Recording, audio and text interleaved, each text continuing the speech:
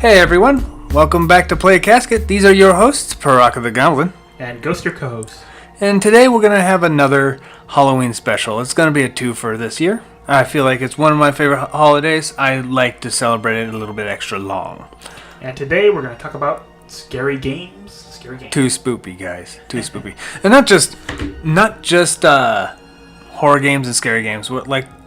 I want to talk about some stuff that's just thematically appropriate for Halloween and stuff. Stuff that has like spooky atmospheres, even if it's very cartoony and stuff. Okay. I'd like to talk about some of that too. Okay. Like there's some stuff that's out there that I enjoy even today. That's cartoony, but I still like the atmosphere around it. Okay. There's also some stuff that's still unsettling in some of these things, and I would like to touch up on too, because I don't really play too many horror games directly, unless I absolutely have to. But for the most part, I don't play too many of them. Namely, they're just too linear, and horror just can happen in everything. Like being scared is not just happens in Halloween or fall. Okay. So that's one of the reasons why I don't associate horror or survival horror games naturally to just being spooky. Yeah. I mean, there's overlap, of course, because there's fear involved, and fear is tied relatively to Halloween. Yeah. So I'll let you go ahead and pick up on one of them, since we're going to talk about fear first, and then we're going to go ahead and talk about some cartoony stuff. Okay. Well, always first is Resident Evil 4. Everybody kind of goes to it. I love that game so much. The combat's awesome, and it's scary as sin, especially if it's your first time playing. The regenerators, those things are freaking terrifying. Have you ever came across one? Yes. Yeah. I didn't play too much on 4, but okay. I usually, when I keep defaulting to what's scary, what's spooky, what's whatever, type of Resident Evil, 4 to me kind of always felt kind of like too wildernessy to me, whereas the original Resident Evil, where it's in a mansion, that I feel like that's where it's really the spookiest of spooky. Okay. I mean, granted, it has some of the most predictable jump scares now, but I generally, like, now trying to play it, I feel like there's a lot of very dated controls that are actually frustrating to a point where if you actually are so used to other controls, it's gonna give you some stress. You're gonna get scared from that. You're like, oh god, turn around. The dogs are always terrifying, though. Right? The dogs always were. They were absolutely were. Even though they warned me about it too. Yeah, I was like, oh god, yeah. Yeah. This is a dog. Ah! So. But the what is it? The ambience is just like freaking awesome, and I don't know why. Like, it's always fun to play after I get done taking a shower. Like, I played Resident Evil 4 so religiously. Maybe it's just because I was so addicted to it back in high school. After I would get done playing it, I'd jump in the shower and then I'd come back and I'd be playing it. So it's like, it's kind of a relaxing thing I like to play when I wind down for bed. See, I usually try to play games that don't require much effort, much like Twitch response and stuff. So I'll play RPGs and stuff just before bed. Oh, okay.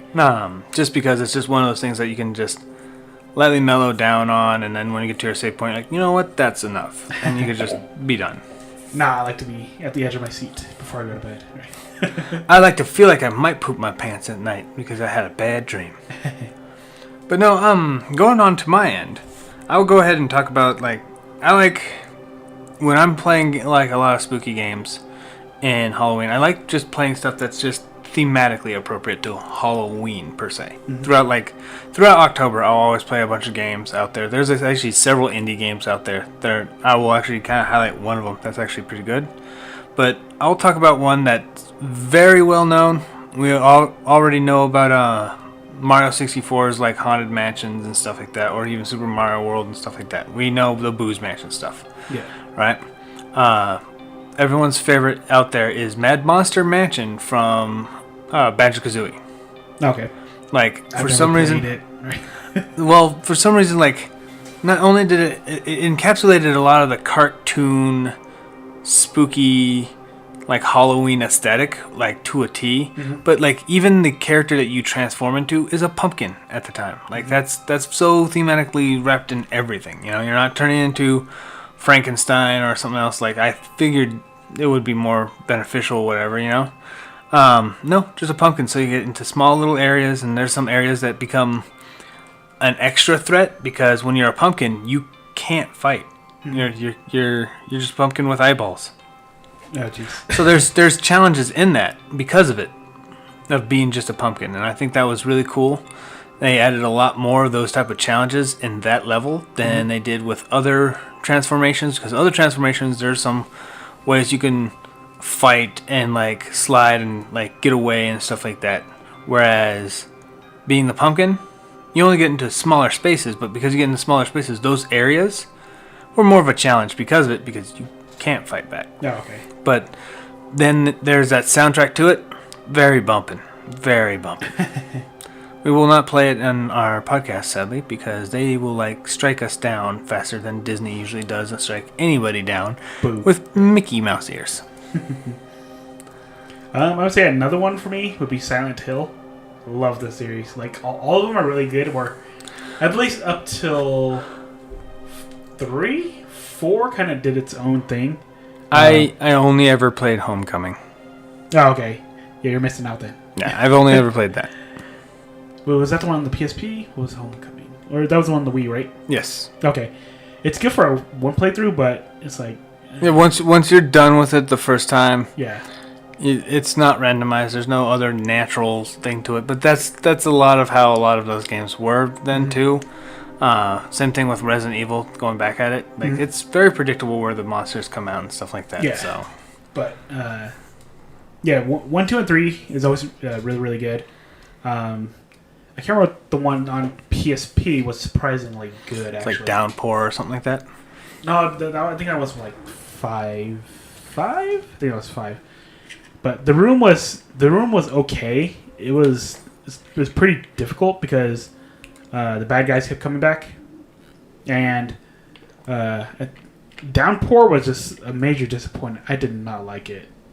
I was so mad after playing, and it just didn't have that feel like it used to. But 1, 2, and 3, oh man, it's like scary as hell. 3 is still my favorite though, because you kind of figure out where it all started, and oh man, 3 is just like grotesquely scary, but 1 and 2 just has like the best ambience though. It's just if you were really alone by yourself in a abandoned town, oh, it'd be fun as hell. It was like my dream.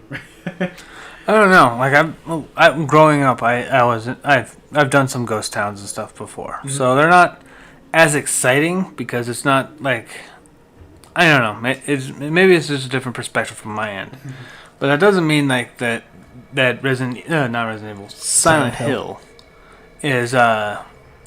I do think the atmosphere they build around it is actually pretty enthralling for a lot of it. I think from what I heard from the room, it was not that exciting because it was very constricting. Like it was just so isolated to one small area. It didn't feel like a vast emptiness, which made a tone that was just not as good as the original 3. Yeah. So I feel like that's what happened. But I'm going to go ahead and talk about it a bit more.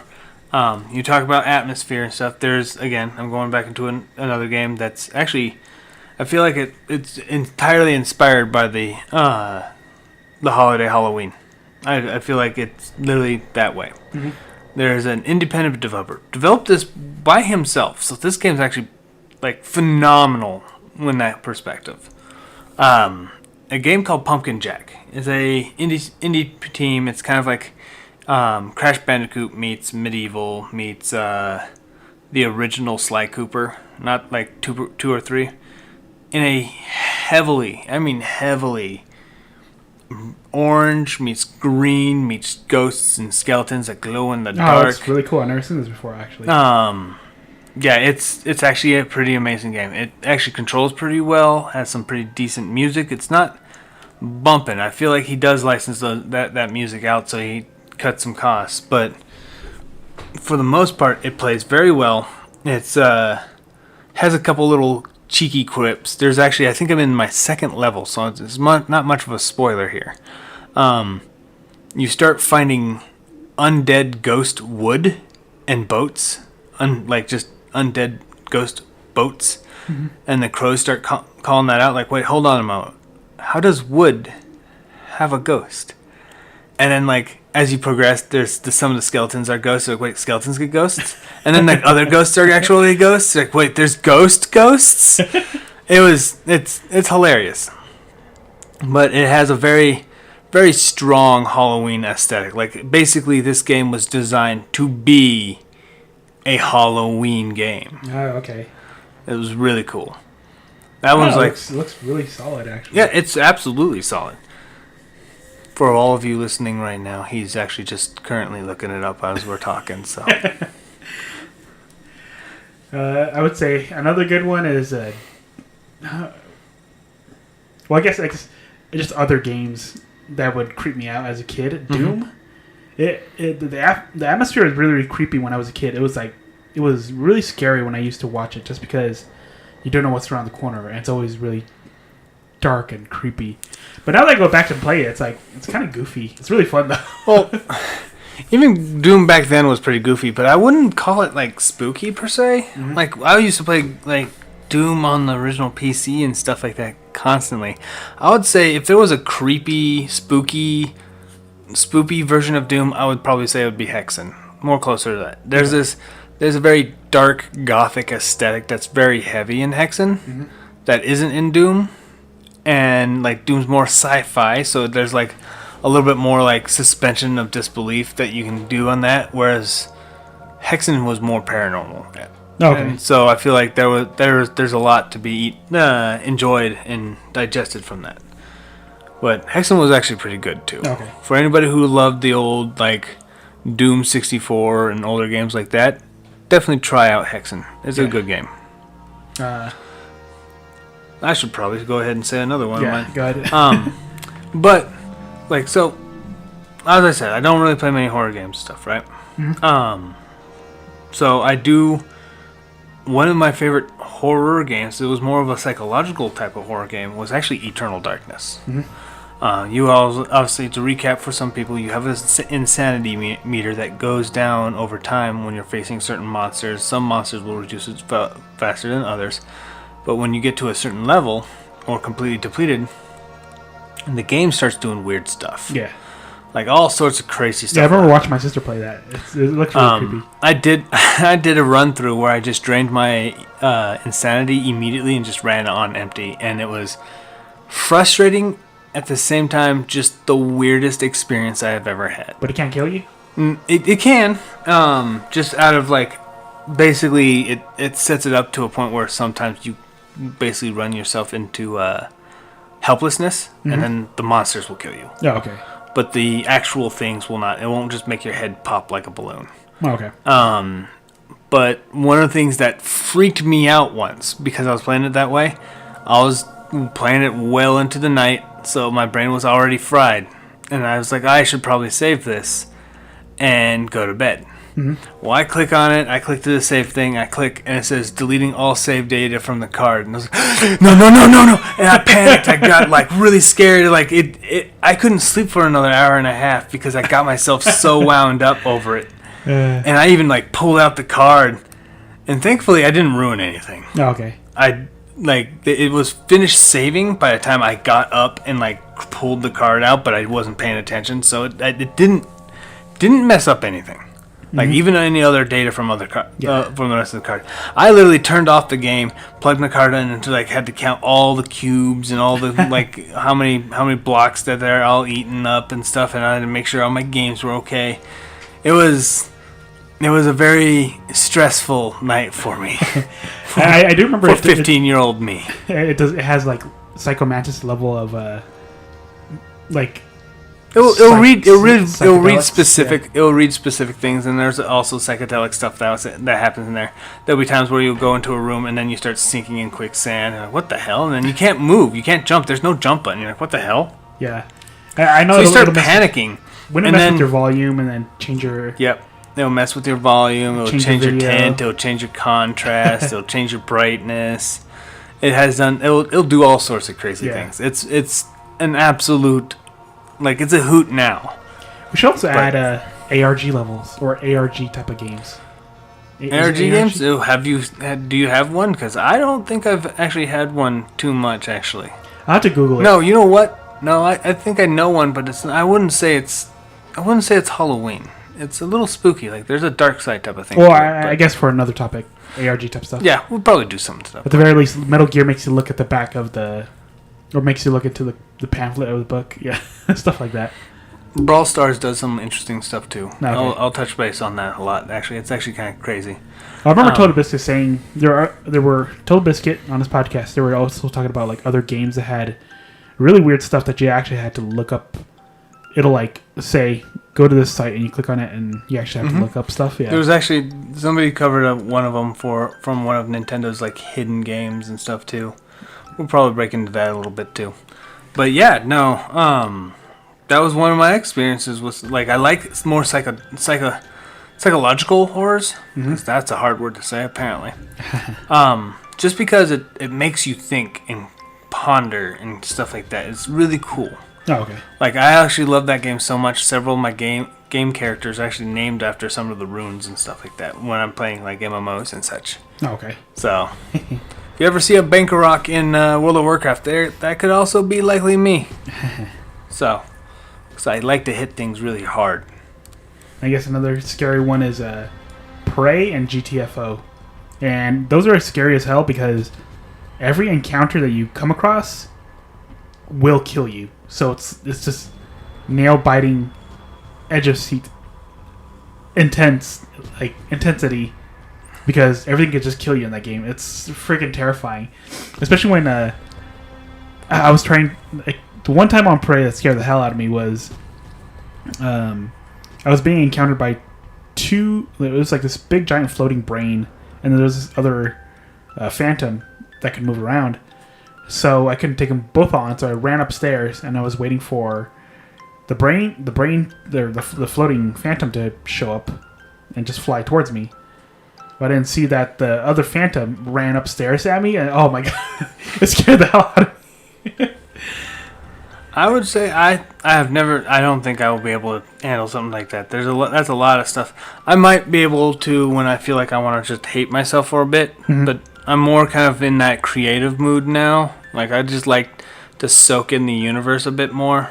So I play a lot more games that are a little bit more mellow to that point. It allows me to kind of explore the world a bit. Okay. So stuff like I'm playing a lot of Dragon Quest Monsters right now, and I've been changing a lot of things so they all like have the Halloween aesthetics right now. Okay. No, I like that. I like to have the hell scared out of me. And that's fine. Like I'm just not into that too much nowadays. Namely, just because I've been absorbing that a lot. Oh, okay. And that's where we kind of come up to. I'm going to talk about my palate cleanser here, because we're talking about some intense stuff going on. One of my favorite series, and the whole series actually does this, is Animal Crossing. Animal Crossing obviously is tied into the internal clock and stuff like that.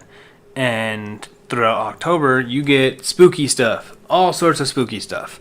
New Horizons has done some interesting stuff that allows you to create new spooky stuff and actually like plant pumpkins and stuff.